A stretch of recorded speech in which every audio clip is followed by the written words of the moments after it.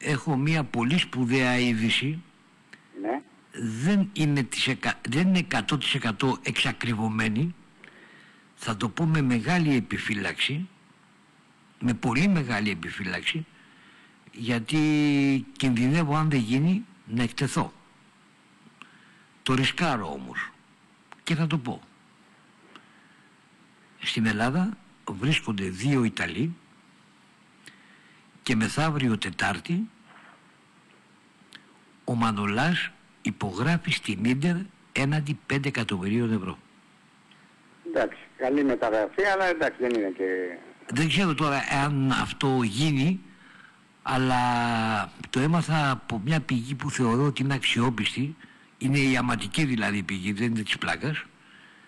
Και επειδή είναι γνωστό, έχει γραφτεί και από ιταλικές εφημερίδες ότι είναι ενδιαφέρον για το Μανολά, το ρισκάρω και το λέω.